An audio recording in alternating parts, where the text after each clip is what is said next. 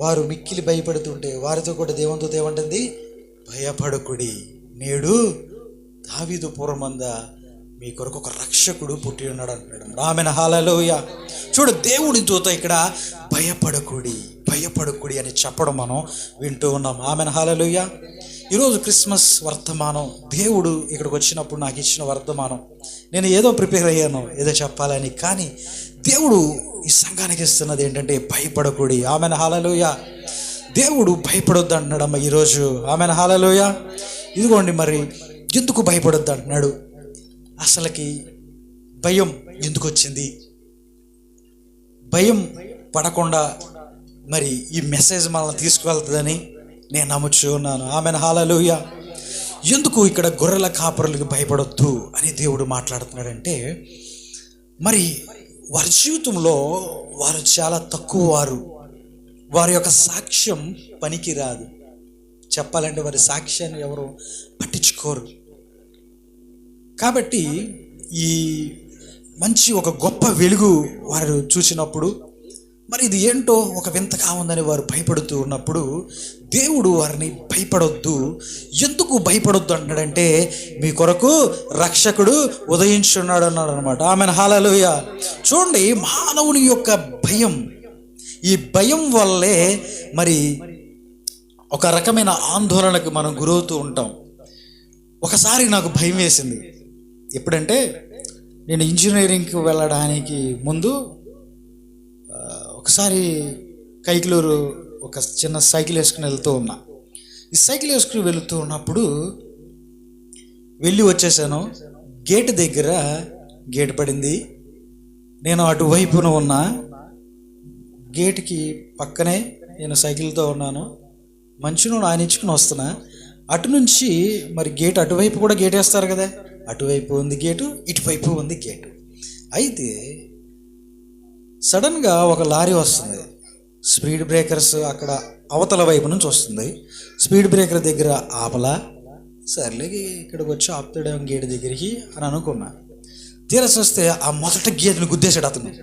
అక్కడ ఆపట్లా. అదే speed breaker దగ్గర ఆపలేదు, ఒక పక్కన ట్రైన్ వస్తుంది. తర్వాత ఇక్కడ చూస్తే ఈ గేటు దగ్గర ఆపట్లేదు, గేట్ ఇరిగిపోయింది. ఆ గేటు తర్వాత అయితే పిల్లలు ఆ గేటు తర్వాత 2 సెకండ్స్ ఉంటాయి, అవునా కదా? అతను దగ్గర 50-60 కిలోమీటర్స్ స్పీడ్లో వస్తున్నాడు. గేట్ ఎగిరి పక్కన పడిపోయింది. ఇంకో గేట్ ఉంది, ఆ గేటు వద్దకు రావడానికి 2 సెకండ్లు, అవునా కదా? ఒక గేట్ నుంచి ఇంకో గేటు రావడానికి ఎంత? ఆ గేటుకి ఆనుకుని ఉంది నేనే.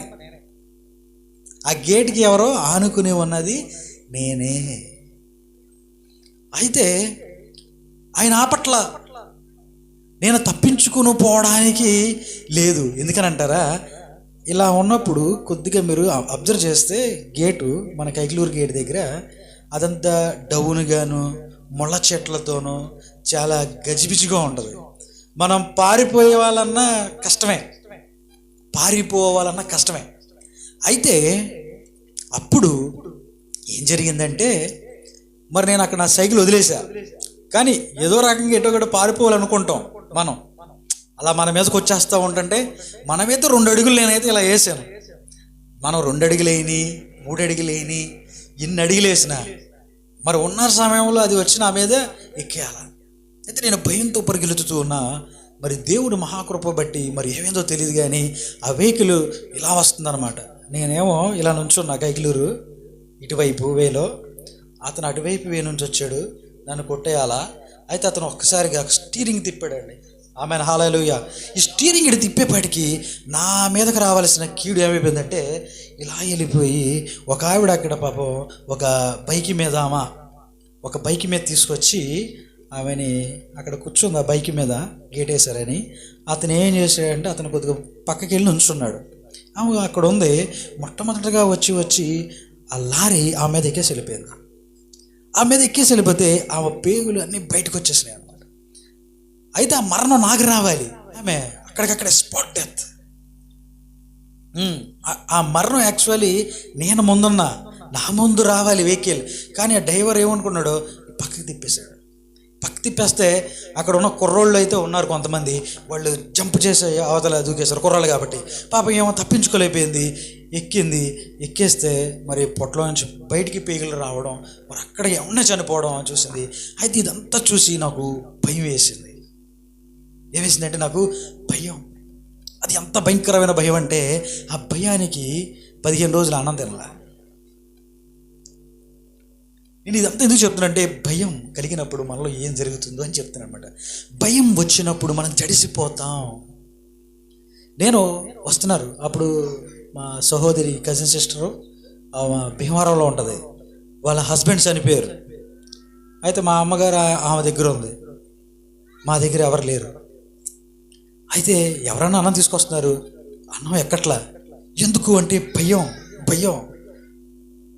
ఎక్కడ లేని ఒక రకమైన భయం. మనం చచ్చిపోతామేమో, అయ్యో నా ముందు ఒక ఆమె చచ్చిపోయింది, ఏంటి దాంట్లో ఇలా జరిగిపోయిందని నేను స్టక్ అయిపోయాను అనమాట. నేను అన్నం తినట్లేదు, ఎవరైనా పక్కింటి వాళ్ళు మజ్జిగ తీసుకొస్తే మజ్జిగ తాగేవాడిని. అలా భయం ఏంటనంటే మనల్ని బంధించేస్తుంది అనమాట. అంటే మనం ఒక పనిని, ఏ పని మనం చేయలేం.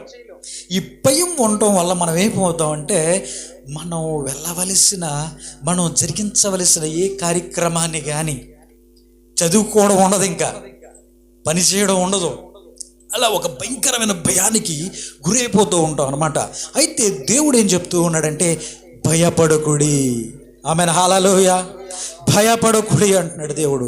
ఎందుకనంటే నాకు ఒకవేళ భయం ఎందుకు వచ్చిందంటే నేను చచ్చిపోతానేమో అనే భయం నాకు కలిగి ఉండొచ్చు. అయ్యో ఆ మరణం నాకు రావాలే, అయ్యో ఆ మరణం వస్తే నేను చచ్చిపోయేవాడినే, అయ్యో నేను ఈ లోకంలో ఉండేవాడిని కాదని భయపడ్డా, దడిసిపోయా. కాబట్టి ప్రజల్లో కూడా చాలా రకాల భయాలు మొదలయ్యాయి. ఈ భయం మొట్టమొదటిగా ఆదాము అవ్వ దగ్గర మొదలైంది. Amen hallelujah. ఈ భయానికి మొట్టమొదటిగా కారణం ఏంటంటే పాపం వల్ల మనిషికి ఏమొచ్చిందనంటే భయం అనేది కలిగింది. ఎందుకు అనంటే దేవుడు చెప్పిన పని చేయకుండా, దేవుడు తినొద్దన్న ఫలాన్ని తినొద్దన్నప్పుడు దాన్ని తినకుండా మనిషి ఆగలేదు. తను చేయాల్సిన దాన్ని మరి చేసేసాడు. కాబట్టి ఇప్పుడు సిగ్గు వచ్చింది. కాబట్టి ఇప్పుడు దేవుడు వస్తున్నాడు. దేవునితో అనుబంధం ఉంది మనిషికి. ఎందుకంటే ఈ లోకంలో ఉన్న ప్రతిదాన్ని కలుగు అంటే కలిగింది, కానీ మనిషిని తన స్వహస్తాలతో చేశాడు దేవుడు. మనిషితో ఒక రిలేషన్, మనిషి తన సొంత పోలికలో చేశాడు, తన పోలికలో చేసుకున్నాడు దేవుడు. కాబట్టి ప్రతి ఉదయం వచ్చాడు, ఏనాయనా జాన్ ప్రకాష్, అశోక్, అలెగ్జాండర్, ఏంటి బాగున్నారా, ఏం చేశారు, తిన్నారా, నేను అక్కడ ఫలానా చెట్లు కాయలు అవి ఉన్నాయి కదా, అవి బాగున్నాయా, అవి తిన్నారా, అవి చాలా స్వీట్గా ఉంటాయి, తినండి అని దేవుడు రోజు చెప్తూ ఉండాడు అనమాట మనిషికి. మనిషి పనిచేయ అవసరం లేదు అప్పుడు, మనిషికి మరణం లేదు. ఇప్పుడంటే మనం తారా బట్ట పట్టుకెళ్ళి అయ్యా లేదా ఉద్యోగం అనే కంప్యూటర్ ముందు కూర్చుని రోజు కష్టపడుతున్నాం, చెమటూర్చి కష్టపడుతున్నాం, కానీ ప్రతిఫలం సరిగ్గా ఉండట్లా. ఎందుకంటే మనిషికి దేవునికి మధ్య అనుబంధం పోయింది. కాబట్టి మానవుడు ఏం చేస్తాడంటే దేవుడు వచ్చి ఆదాము ఎక్కడున్నావంటే ఏం చేశాడంట, ఆదాము పొదల మధ్య దాక్కుంటున్నాడంట. ఎందుకు? దేవునితో ఉండేవాడే మనిషి, అయ్యో దేవునితో తిరిగేవాడే, అయ్యో దేవునితో ముట్టటించేవాడే, ఫ్రెండ్షిప్ చేసేవాడే. కానీ ఈ పాపం అనేది ఏలుపాటు చేయడం వల్ల మనిషికి భయం వచ్చింది. అయితే దేవుడు ఏమన్నాడు తెలుసా, భయపడకుడి. Amen hallelujah. దేవుడు ఏమన్నాడంటే భయపడకుడి, మీ కొరకు ఒక రక్షకుడు ఉదయించి ఉన్నాడు, ఆయనే నజరేయుడైన క్రీస్తు ప్రభువారు. ఆమెన్ హల్లెలూయా, హల్లెలూయా. ఎందుకంటే మానవునికి సహజంగా ఇక మరి ఆ స్వభావం వచ్చింది. ఏది చెయ్యనిచ్చుకుంచుకున్నాడో దాన్ని చెయ్యకూడని దాన్ని చేస్తూ ఉన్నాడు, మానలేకపోతున్నాడు. ఎందుకంటే శరీర ఇచ్చలను బట్టి, భోగేచ్ఛలను బట్టి, శరీర కోరికలను బట్టి, శరీరంలో ఉన్న ఆ యొక్క పోరాటాలను బట్టి మనిషి పతనమైపోతూ, పాడైపోతూ, పాపములో మిళితమైపోయి మరి దేవునితో సంబంధాన్ని, దేవుని యొక్క మహిమను పోగొట్టుకున్నాడు. Amen hallelujah. కాబట్టి ఈ మనిషికి భయం కలిగింది. దేవుని వద్దకు వచ్చి చెప్పుకుందామంటే కుదరట్లా.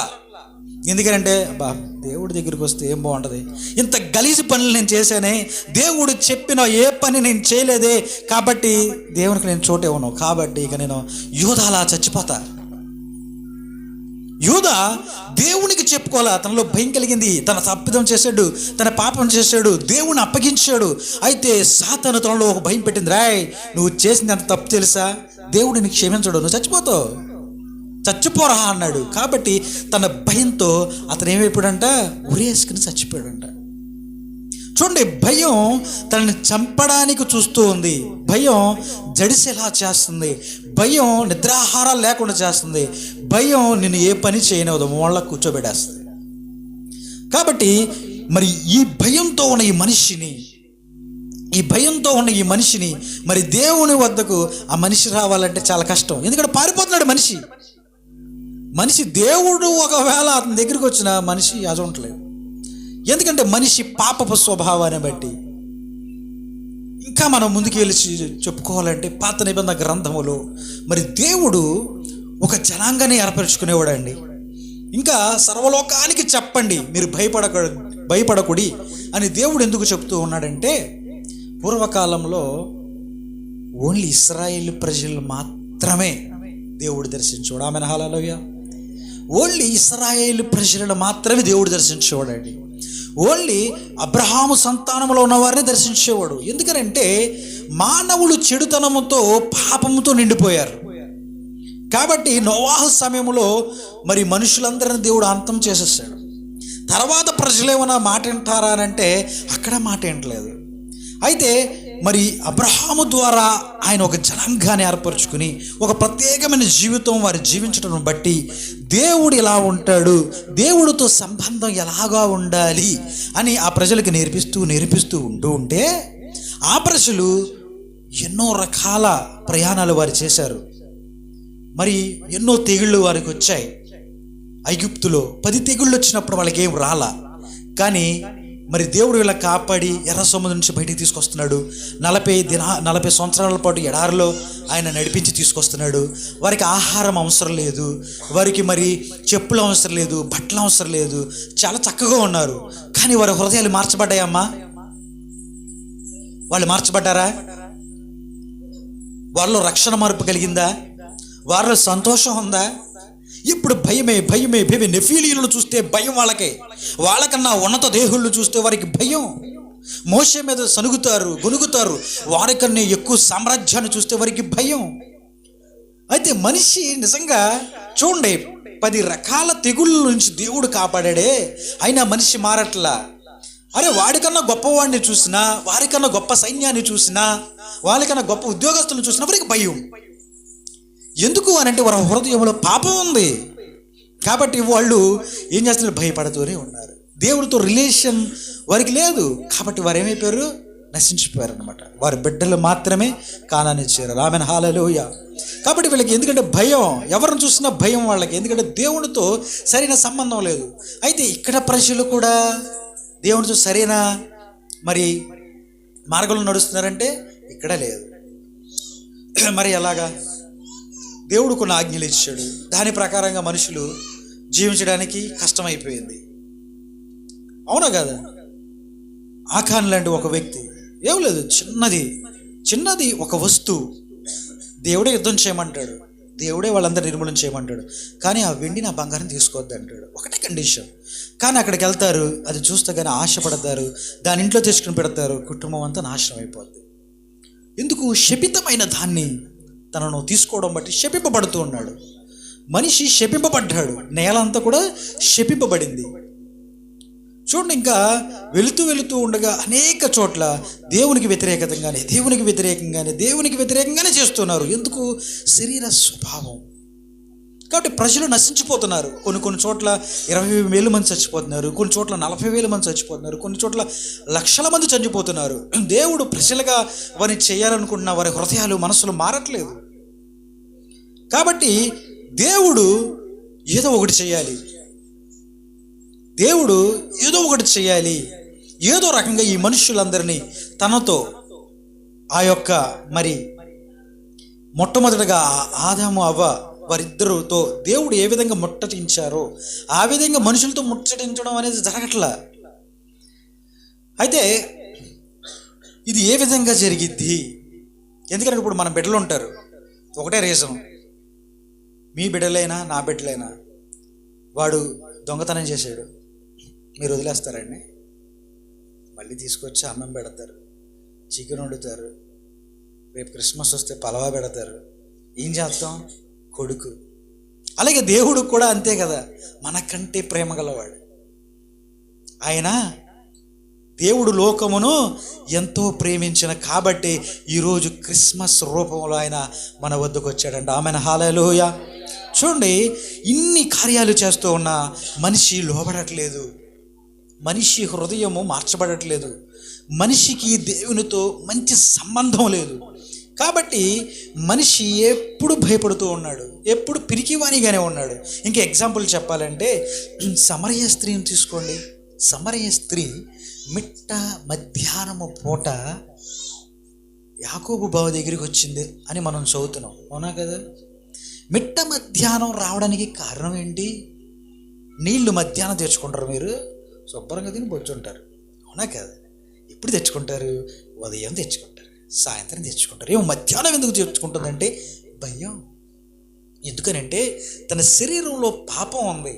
ఆ పాపాన్ని బట్టి తను కొంతమందిని వివాహం చేసుకుంది, కొంతమందిని ఉంచుకుంది, తన ఇష్టానుసమైన జీవితాన్ని తను జీవిస్తుంది.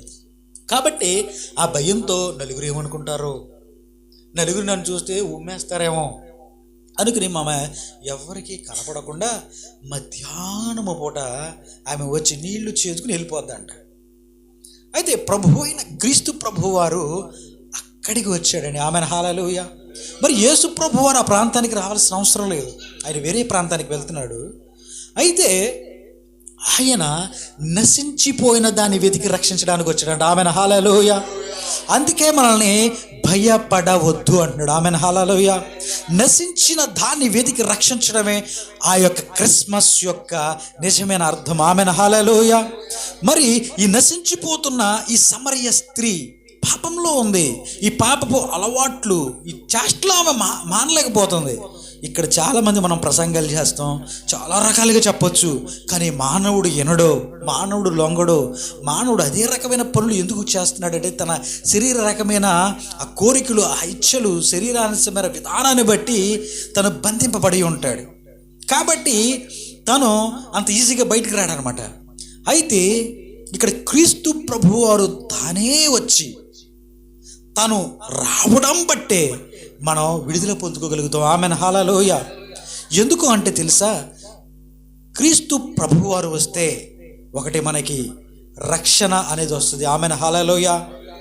మన పాపముల నుంచి మనకి విడుదల అనేది వస్తుంది. ఆమెను హల్లెలూయా. మన శాపములు కొట్టివేయబడతాయి. ఆమెను హల్లెలూయా. కాబట్టి ఆయన రావాలి.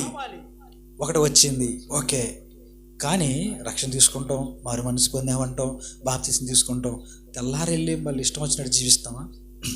ఇక్కడ పడిపోతున్నారండి జనాలు. ఆమెను హల్లెలూయా. ఇదే నేను చెప్పాలనుకోండి ఈరోజు. హల్లెలూయా. చూడండి, ఇశ్రాయేలు ప్రజలందరూ కూడా 10 తెగుళ్ళ నుంచి కాపాడి రక్షణ పొందుకున్నారు, కానీ స్వభావం మారట్లా. కాబట్టి ఈ స్వభావం మార్చబడాలి, ఏదైనా ఒకటి చెయ్యాలి. కాబట్టి క్రీస్తు ప్రభువారు ఆయన నరరూపధారిగా ఆయన సిలువలో అర్పించుకుని దాని తర్వాత మనకి ఏమనుగ్రహిస్తున్నాడంటే ఆయన ఆత్మను మనకు అనుగ్రహిస్తున్నాడు అనమాట. ఆమెను హల్లెలూయా. హల్లెలూయా.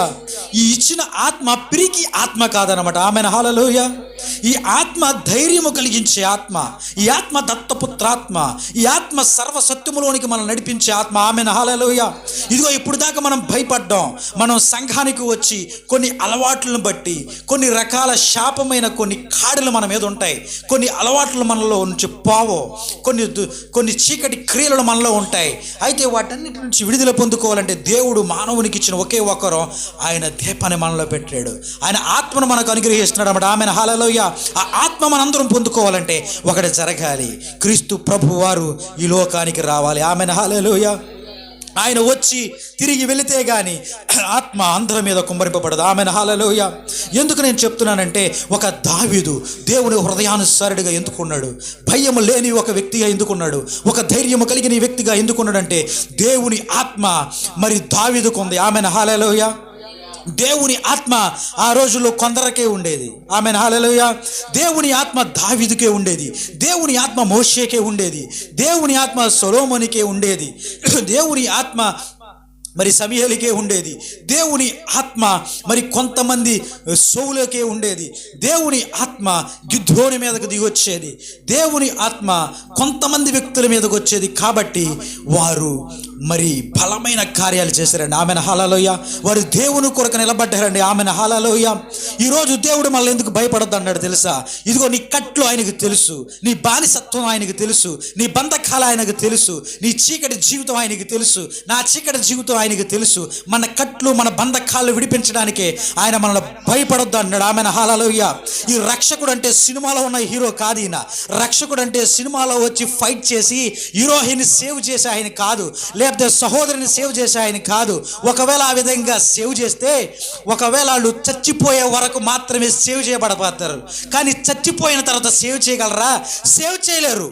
కాబట్టి నువ్వు చచ్చిపోయినా నీకు నరకం అనే బాధ లేకుండా ఆయన నిన్ను రక్షిస్తున్నాడు. కాబట్టి ఆయన భయపడొద్దు అంటున్నాడు. Amen hallelujah.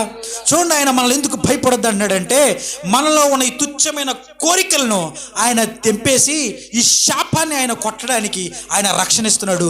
దాని తర్వాత ఆ రక్షణ కొనసాగించడానికి ఆయన ఆత్మను మనకిస్తున్నాడు. కాబట్టి ఆయన భయపడొద్దు చిన్న మంద అని మీతో చెప్తున్నాడు. Amen hallelujah. హల్లెలూయా. ఎంతో భయంకరమైన మరణ భయం మనకు ఉంటుంది.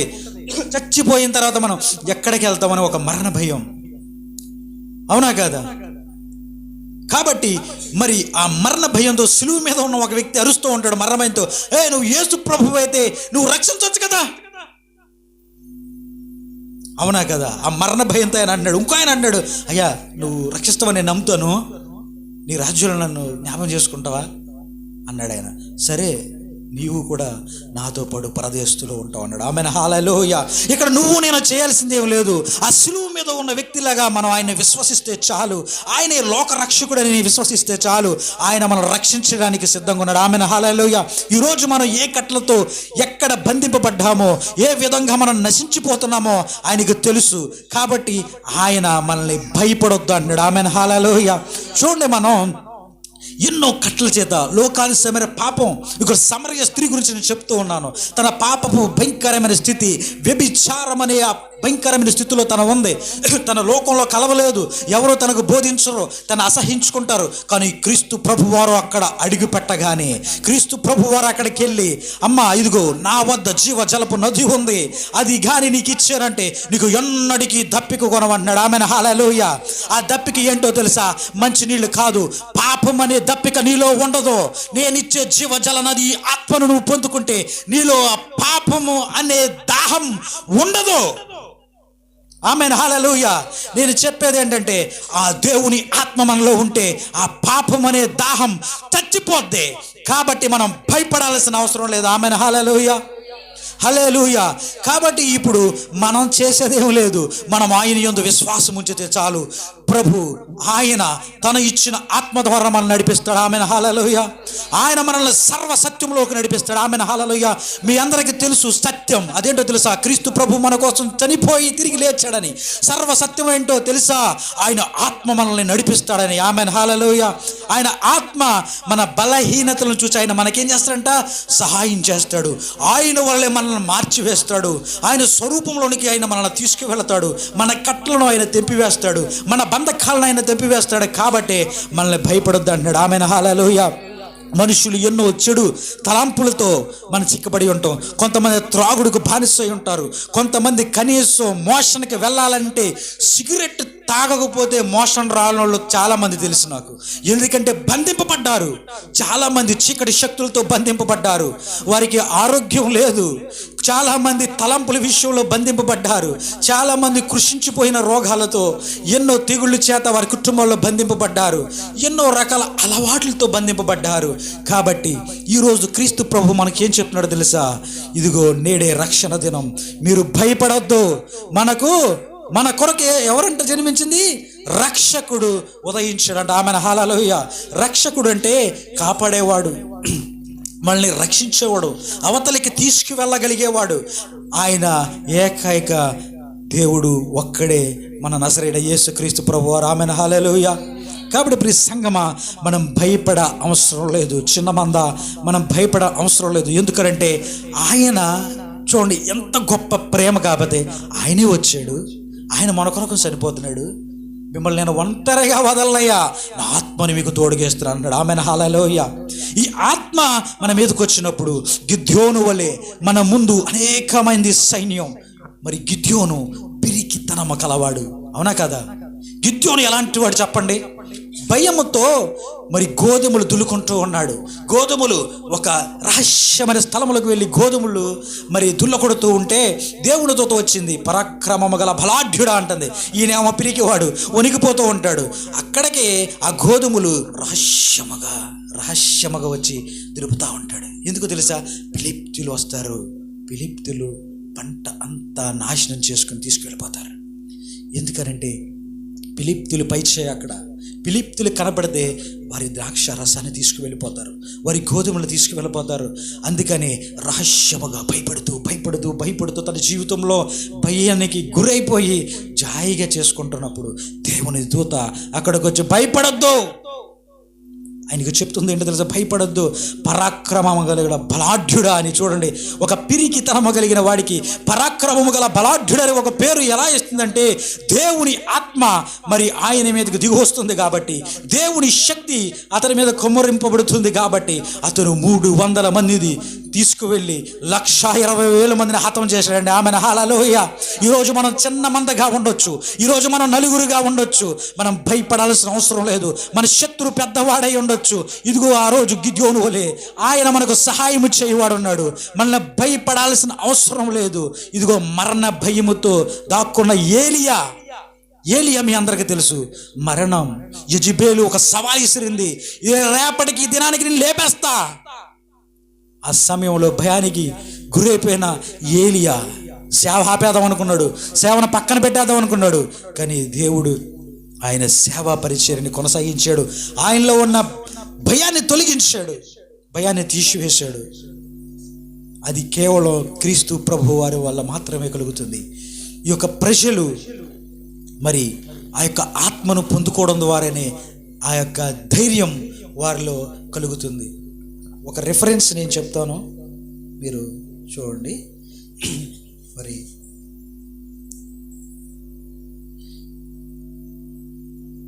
2 తిమోతి 1వ అధ్యాయము 7వ వచనం. 2 తిమోతి 1వ అధ్యాయం 7వ వచనం.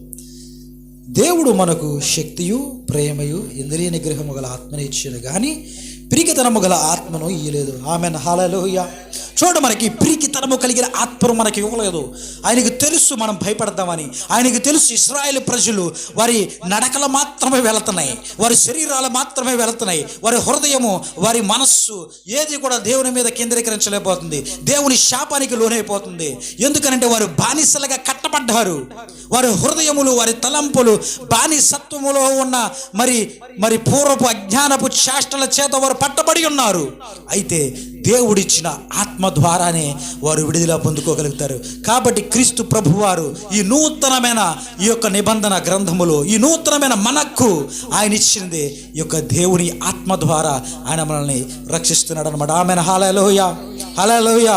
మన హృదయముల మీద ఆయన ఆత్మ ద్వారా ఈ వాక్యాలను నేను రాస్తానని యెరెమీయా ద్వారా, మరి యెషయా ద్వారా ఆయన అనేక గ్రంథాల్లో ఆయన రాయడం మనం చూస్తూ ఉన్నాం. కాబట్టి ప్రియులారా, మనం భయపడాల్సిన అవసరం లేదు. ఎందుకు అనంటే ఆయన మన కట్లను తెంపివేస్తాడు. Amen hallelujah. నీ కట్లేంటో నాకు తెలియదమ్మా, నీ బంధకాలు ఏంటో నాకు తెలియదు, నీ పరిస్థితి ఏంటో నాకు తెలియదు. నా పరిస్థితి నాకు తెలుసు, మీ పరిస్థితి మీకు తెలుసు. అయితే మనందరి పరిస్థితి క్రీస్తు ప్రభు వారికి తెలుసు. ఆయన ఒక రోజు వస్తాడు, నీవు కానీ అంగీకరించినట్లయితే ఆయన నీ వద్దకు వస్తాడు. ఆయన ఎలా వస్తాడో తెలుసా? సేనా దయ్యముల చేత కట్టబడిన ఒక వ్యక్తి బానిసత్వంలో ఉన్నాడు, బంధకాల్లో ఉన్నాడు, చీకటి శక్తుల చేత బాధపడుతూ ఉన్నాడు. ఆయన అటుగా వెళుతూ ఉన్నాడు అనమాట. ఒకరోజు వెళుతూ ఉంటే ఆయన పరిస్థితి ఏంటో తెలుసా? ఆ సేనా దయ్యములు పట్టిన వాడి పరిస్థితి ఏంటో తెలుసా? తనకి ఆహారం లేదు. తను సమాధి దొడ్ల దగ్గర ఉండి రాళ్ళు విసురుతూ అరుస్తూ కేకలు వేస్తూ ఉంటాడు. చేతులకు సంకెళ్ళు కట్టారు. భోజనం పెట్టడానికి వాళ్ళ అమ్మ రాదు, వాళ్ళ నాన్న రాడు, వాళ్ళ అక్క చెల్లెలు రారు. ఎవరు తిన్నారో లేదో పట్టించుకోరు, ఊరి వారి పట్టించుకోరు. లేదంటే సంఘం వారు పట్టించుకోరు, బయటి వారు పట్టించుకోరు, ఎవరు పట్టించుకొని తన జీవితంలో ఎన్ని సంవత్సరాలుగా అక్కడ ఉంటున్నాడో నాకు తెలియదు, ఎన్ని రోజులుగా అక్కడ బంధింపబడ్డాడో నాకు తెలియదు, ఎన్ని రోజులుగా ఆహారం లేక ఉన్నాడో నాకు తెలియదు, చీకటి చేత బంధింపబడ్డాడు.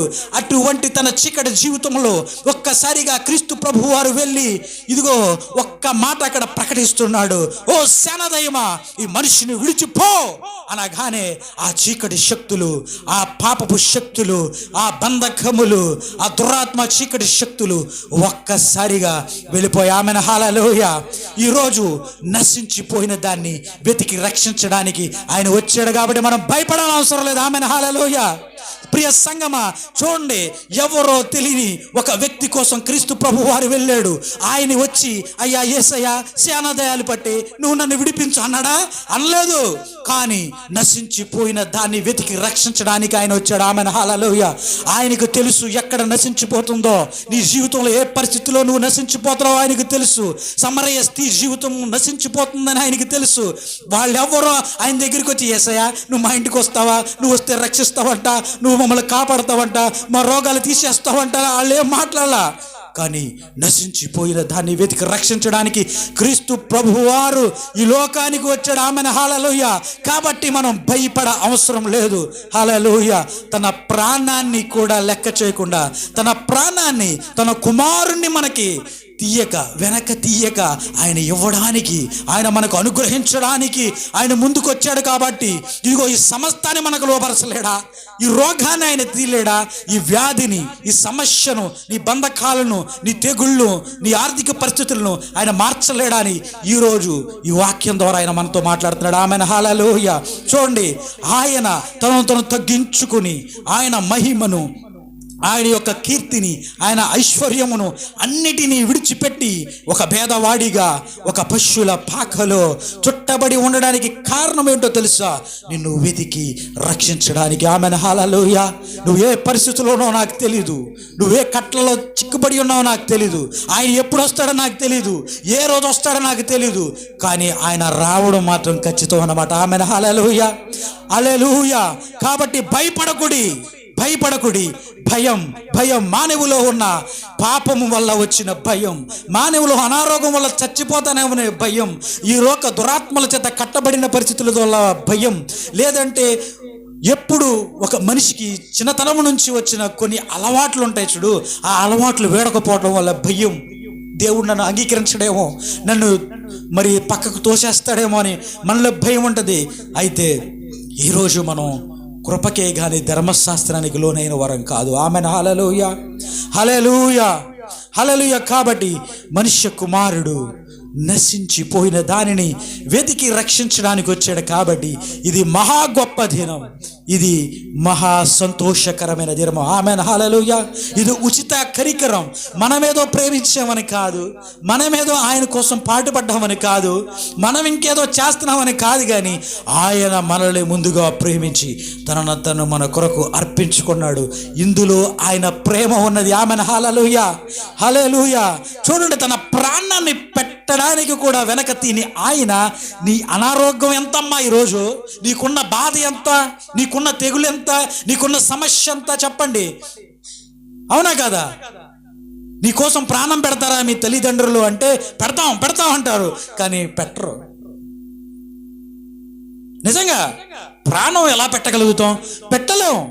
తల్లిదండ్రులుగా మనం మన పిల్లల కోసం ప్రాణాలు పెట్టలేం. ఒక సిచ్యువేషన్ వచ్చినప్పుడు ఒకవేళ ఎప్పుడు పెడతావు అంటే, నీ కొడుకు మంచివాడైతే పెడతావు, బాగా మంచివాడైతే పెడతావు, కానీ ఆడు దుర్మార్గుడు అనుకో, ఆడు మొహం కూడా చూడు. అయితే మనం ఇంకనూ పాపులమై ఉండగానే ఆయన మన కొరకు మరణించాడండి. ఆయన మన కొరకు తను తగ్గించుకుని ఈ లోకానికి వచ్చాడంటే ఒక పర్పస్ ఉంది, ఆయన మనల్ని రక్షించడానికి. ఆమెను హల్లెలూయా.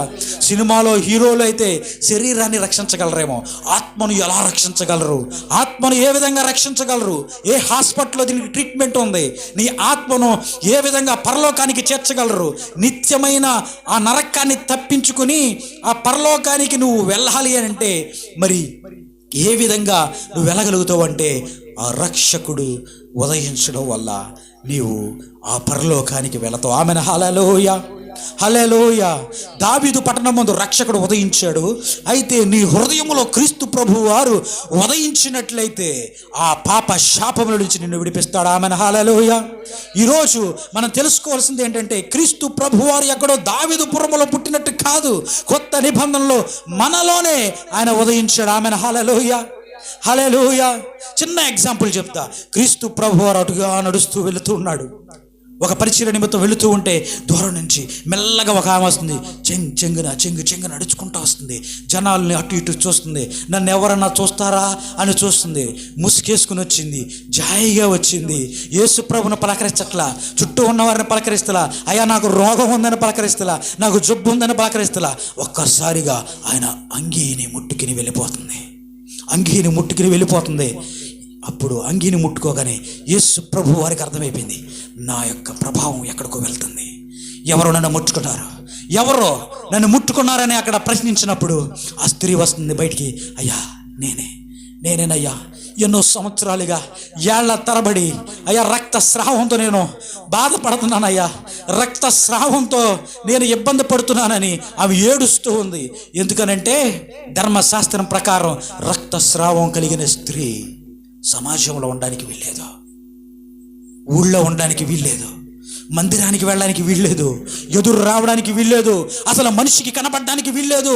పాక వేసుకుని ఎక్కడన్నా లంకల్లో బొంకల్లో అక్కడ ఉండాలా, మనుషులు ఉండే చోట ఉండడానికి వీల్లేదు. శాపం తనను ఏలుపాటు చేస్తుంది.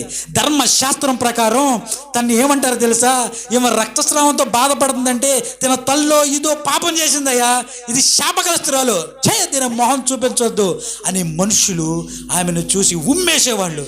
అయితే ఆమె దేవుని వాక్యాన్ని వింది, యేసు ప్రభు గురించి వింది. ఆమె మెల్లగా వస్తుంది, ఆ చింగుని ముట్టింది, ఆమె స్వస్థత పొందుకుంది. ఆమెను. హల్లెలూయా. చూడండి, ఆయన ముట్టితే కాదు, ఆయన అంగీలోనే అంత ప్రభావము, ఆయన అంగీలోనే అంత శక్తి. ఆ చీకటి తన నుంచి విడిచిపోయింది. ఆ అనారోగపు కట్లు, ఎన్నో సంవత్సరాలుగా శాపం, మనుషులు తృణీకరిస్తున్నారు, మనుషులు రాళ్ళు విసురుతున్నారు, మనుషులు కృంగుదలకు ఆమె ఏం చేయగలిగింది? ఆ అనారోగం తనకు చెప్పొచ్చిందా? లేదు కదా. కానీ తన మనుషులు ఇంకా చంపుతూనే ఉన్నారు, తన మీద రాళ్ళు విసురుతూనే ఉన్నారు. అయ్యో శాపగ్రస్తురాలు. కానీ ఆమె చేసింది ఒకటి, ఆయన అంగీని ముట్టింది. ఆమెను. హల్లెలూయా.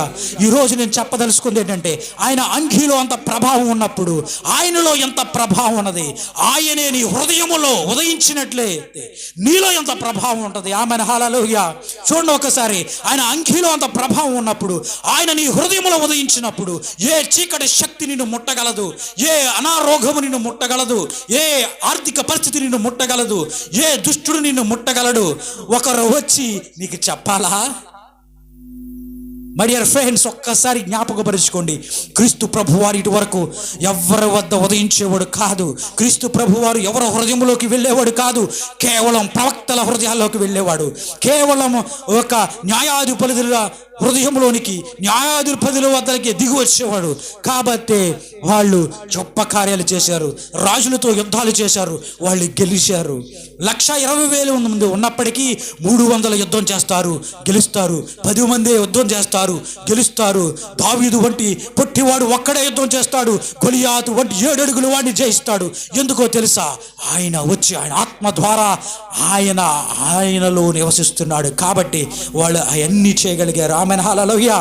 అయితే ఈరోజు క్రీస్తు ప్రభువారు మనలో ఒకవేళ నివసిస్తే, ఆయన మనలో పుడితే, ఆయనలో మనలో ఉద్భవిస్తే, ఈరోజు ఈ క్రిస్మస్ పండుగ, మరి సెమీ క్రిస్మస్ పండుగ నిమిత్తం ఆయన మనలో నివసిస్తే మనకు భయం ఏంటండేక? ఆమెన్. హల్లెలూయా. హల్లెలూయా. హల్లెలూయా. మరి యొక్క సింహమును, ఎలుగుబంటిని సైతము చంపగలే ఆ శక్తి, గర్జించు సింహం వలె ఎవరిని మింగుదమా అపవాది వస్తూ ఉన్నప్పుడు, దావీదు వలె చీల్చి చెండాలే ఆత్మ నీకు ఇచ్చినప్పుడు నువ్వు భయపడవసరం లేదు. ఆమెన్. హల్లెలూయా. చూడండి, ఒక వస్త్రములో ప్రభావం, ఒక వస్త్రముతో, ఒకే ఒక క్రీస్తు ప్రభువారి వస్త్రములో అంత మహిమ, అంత శక్తి ఉన్నప్పుడు ఆయన మనలో ఉంటే అబ్బా ఎంత! చూడండి, వినడానికి చూడండి, ఆయన మనలో ఉంటే మనకి దిగులేంటేక, మనకి భయం ఏంటి? మనకి ఆందోళన ఏంటి? మనం జడవాల్సిందేంటి? ఈ లోకములో ఉన్నవైనను, ఈ లోకములో ఉన్న ఏమైనాను మనం భయపెట్టగలవా? పెట్టలేవు. ప్రియులరా, కాబట్టి భయపడకుడి, దిగులు పడకుడి. ఇశ్రాయేలు, భూ దిగంతముల కొనల నుంచి నేను నిన్ను పట్టుకుని ఉన్నాను, నేను నా చేతిలో నిన్ను రూపించి ఉన్నాను, భయపడకు, దిగులు పడకు, నేను నీ దేవుడినై ఉన్నానని ఆయన మనకు సెలవిస్తున్నాడు. ఆమెను హల్లెలూయా. ఆనాడు ఓన్లీ ఇశ్రాయేలు ప్రజల వద్దకెళ్ళి వీళ్ళు నా ప్రజలు అన్నాడు. కానీ ఈరోజు అన్యులమైన మనల్ని, ఈరోజు ఇశ్రాయేలు కాకపోయిన మనల్ని, ఇశ్రాయేలు ప్రాంతంలో లేకపోయినప్పటికీ, ఈ భైరవపట్న గ్రామంలో ఉన్నప్పటికీ ఆయన ఆత్మ మన మీదకు వస్తుందంటే మనం రక్షింపబడ్డాం, మనం భయపడాల్సిన అవసరం లేదు. ఆమెను హల్లెలూయా, హల్లెలూయా. ఈరోజు ప్రియ సంఘమా, చూడండి, ఆలోచించండి. సాతాను భయపెట్టాలని చూస్తాడు, కానీ ఒకటే, ఆయన వస్త్రములో ప్రభావం ఉంది. సాతానికి ఈరోజు చెప్పండి, ఓ సాతానా, ఆయన వస్త్రములోనే అంత ప్రభావం ఉన్నప్పుడు ఆయన నాలో ఉన్నాడు, నాలో ప్రభావం నువ్వు చూడలేవు, కాలిపోతావు. ఆమెను హల్లెలూయా, కాలిపోతావు అని చెప్పండి, ఆడు పారిపోతాడు. ఆమెను హల్లెలూయా. ఈరోజు మనం భయపడాల్సిన అవసరం లేదు, దిగులు పడాల్సిన అవసరం లేదు. ఎందుకంటే మన యొక్క కట్లు, మన యొక్క ఆచారాలను, మన యొక్క అనారోగ్యాలను, మన యొక్క పాపపు దృష్టిని, మన యొక్క రక్షణను అన్నిటినీ ఆయన కలగచేశాడు. కాబట్టి మనలను ఆయన చెప్తుంది ఏంటంటే, భయపడకుడి అని ఆ గొర్రెల కాపురులకు మరి మనం చెప్తూ ఉన్నాం. ఆమేన్, హల్లెలూయా. మరి యెషయా పత్రికలో, యెషయా రాసిన పత్రిక 41:10, 41:10, యెషయా 41:10.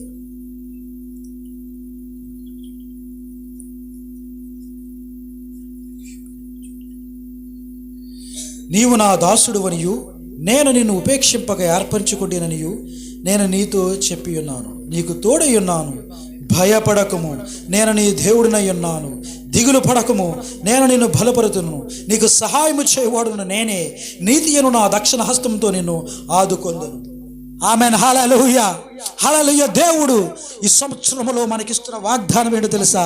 నేను నీ దేవుడినై ఉన్నాను, నిన్ను నేను ఉపేక్షింపను, అంటే నిన్ను విడిచిపెట్టను. నేను నీ దేవుడినై ఉన్నాను, నువ్వు భయపడొద్దు, నువ్వు దిగులు పడొద్దు, నేను నిన్ను ఆదుకుంటాను, నా దక్షిణ హస్తముతో నేను నిన్ను ఆదుకుంటానంటున్నాడు. కాబట్టి మనం భయపడాల్సిన అవసరం లేదు. 41:13.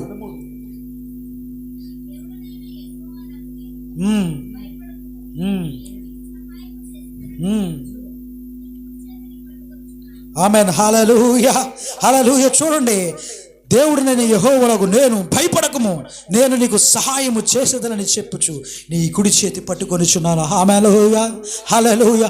ఆయన మన కుడి చెయ్యి పట్టుకొని ఉండగా మనం భయపడాల్సిన అవసరం లేదు. ఎందుకంటే ఆయన ఆత్మను మనకు అనుగ్రహిస్తున్నాడు. ఆయన ఆత్మ మనల్ని జీవింపచేస్తుంది. ఆయన ఆత్మ ఆయన కొరకు నిలబెడుతుంది. ఆయన ఆత్మ బంధకముల నుంచి మనల్ని విడిపిస్తుంది.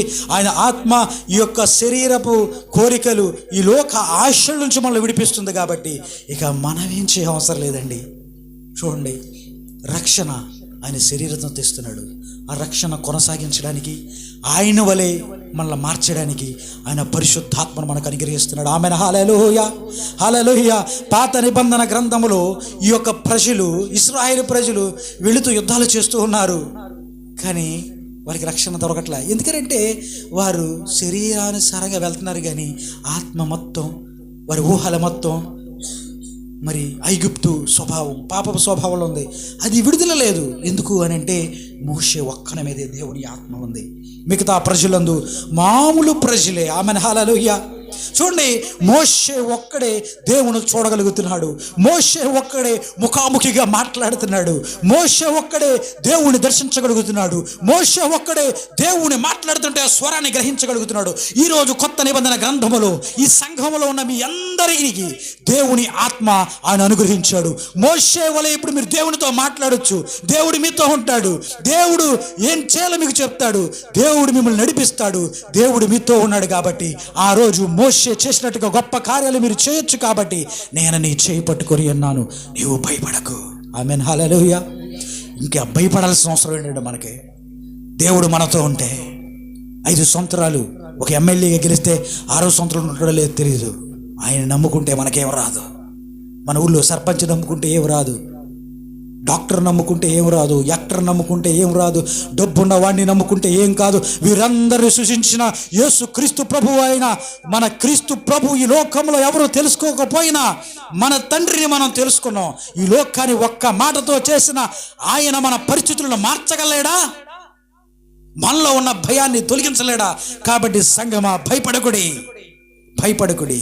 శత్రు గర్జించు సింహం వలె వచ్చిన, అపవాది గర్జించు సింహం వలె వచ్చిన భయపడాల్సిన అవసరం లేదు. ఎందుకంటే మన ఐడెంటిటీ క్రీస్తు ప్రభువారు. ఆయన మన హృదయములో నివసిస్తూ ఉన్నాడు. ఆమెన్, హల్లెలూయా. ఆయన ఎల్లప్పుడూ మనతో నివసిస్తున్నాడు. ఆమెన్, హల్లెలూయా. ఆయన ఈ క్షణం నిన్ను విడిచిపెడతాను, రేపు వస్తాననేవాడు కాదు. ఆయన అంగిలో ప్రభావం ఈరోజు ఆయన నీలో ఉంటే, ఆయన నీతో ఉంటే భయం ఎందుకు? భయం ఎందుకు? సంగమా, భయపడాల్సిన అవసరం మనకి లేదు. శత్రువు ఎన్ని రకాల దాడులు తీసుకొచ్చినా, శత్రువు ఎన్ని రకాల భయంకరమైన పరిస్థితులు తీసుకొచ్చినా భయపడాల్సిన అవసరం లేదు. దావీదు వలె మనం ధైర్యంగా ఉందాం. ఆమేన్, హల్లెలూయా. దావీదు వలె, దావీదు కీర్తనలో అంటూ ఉంటాడు, నీవే నా ఆశ్రయ దుర్గము, నీవే నా కోట, నేను ఎవరికి భయపడతానయ్యా అని. చూద్దాం.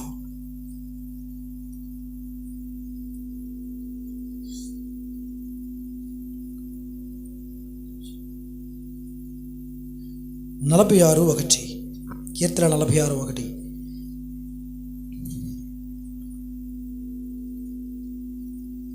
కీర్తన 46:1.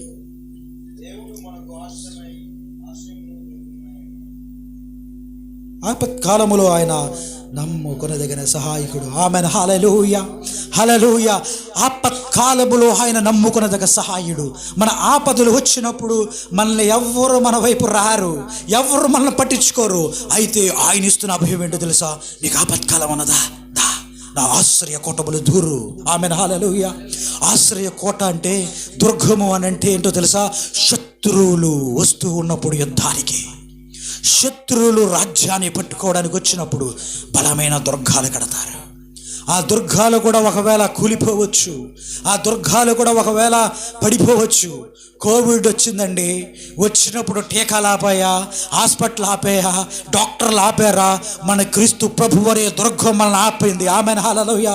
ఈరోజు సజీవులుగా మనం ఉన్నామంటే ఏది మన దుర్గం అంటే క్రీస్తు ప్రభువే మన దుర్గం. ఆమెన్, హల్లెలూయా. మనం బతికే ఉన్నామంటే, మనం సజీవులుగా ఉన్నామంటే ఆయన మనకు దుర్గంగా ఉన్నాడు. భయపడకు, భయపడకు, భయపడకు. ఆమెన్, హల్లెలూయా, హల్లెలూయా. ఈరోజు మనం తెలుసుకోవాల్సింది ఒకే ఒక్కటి, సాతాను మనకి జ్ఞాపకం లేకుండా చేస్తాడు. ఏంటో తెలుసా? క్రీస్తు ప్రభు మనలో నివసిస్తున్నాడు. ఆమెన్, హల్లెలూయా. ఆయన ఆత్మ ద్వారా, ఆయన వాక్యము ద్వారా ఆయన మనలో నివసిస్తున్నాడంట. ఆమెన్, హల్లెలూయా. ఆయన పునరుత్థానము ద్వారా ఆయన మనలో నివసిస్తున్నాడంట. Amen, hallelujah.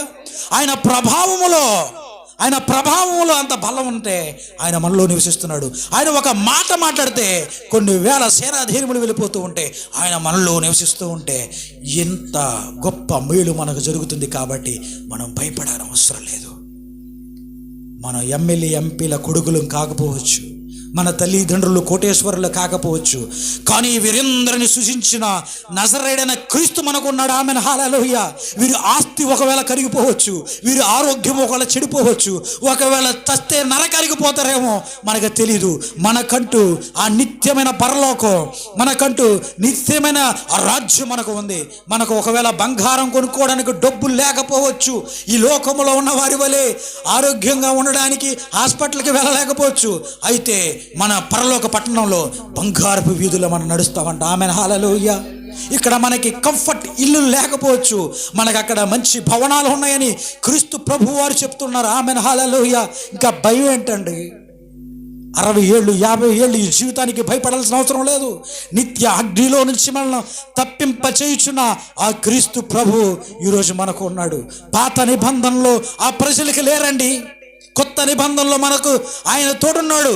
భయపడకుడి గొర్రె పిల్లలారా, చిన్న మంద, భయపడకుడి అని ఆ యొక్క గొర్రెల కాపురులతో ప్రభు ఎందుకు చెప్తున్నాడంటే, ఇందుకే ఆయన శాపమును విడిపిస్తాడు, నశించిన దాన్ని వెతికి వచ్చి మరి రక్షిస్తాడు. ఆమెన్, హల్లెలూయా.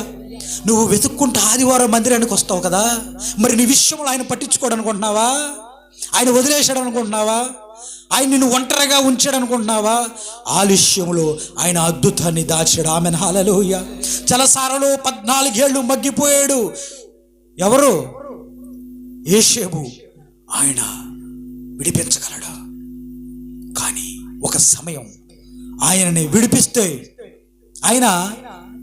ఒకవేళ ఇంటికి తిరిగి వెళ్ళిపోయేవాడేమో. తగు సమయం అని విడిపించడం బట్టి ఆ రాజ్యానికి అధికారి అయ్యాడు. ఆమెన్, హల్లెలూయా. ఆయనకు తెలుసు నీ విషయం, ఆయనకు తెలుసు నువ్వు నశించిపోకుండా ఆయన నిన్ను రక్షిస్తాడు. ఆమెన్, హల్లెలూయా.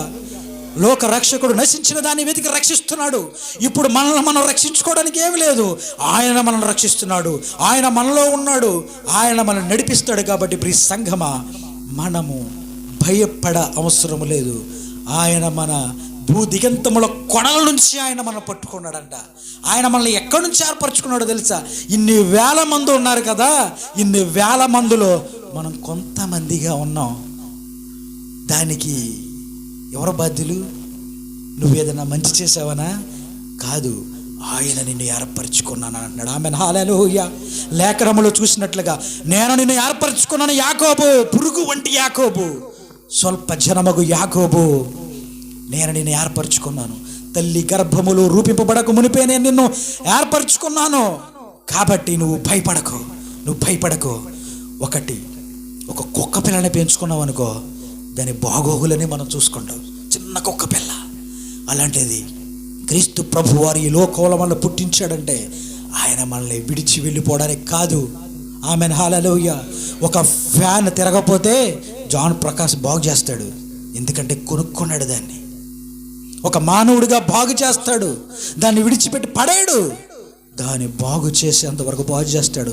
ఒక మనిషికి ఎంత జ్ఞానం ఉంది, ఒక మనిషికి ఎంత ప్రేమ ఉంది ఒక వస్తువు మీద, మరి నువ్వంటే నేనంటే ఆయనకి ఎంత ప్రేమో అదే ఈరోజు మనకు చూపిస్తున్నాడు. ఈ భూలోకంలో ఆయన శిలువ మరణము ద్వారా నా ప్రేమ ఏంటో మీకు చూపిస్తున్నా. ఇంతకన్నా నేను మీకు ఏమివ్వగలను? కాబట్టి భయపడకడి అని ఆయన మనతో మాట్లాడుతూ ఉన్నాడు. మరి ఈ వాక్యాన్ని ఇంతటితో నేను ముగిస్తున్నాను.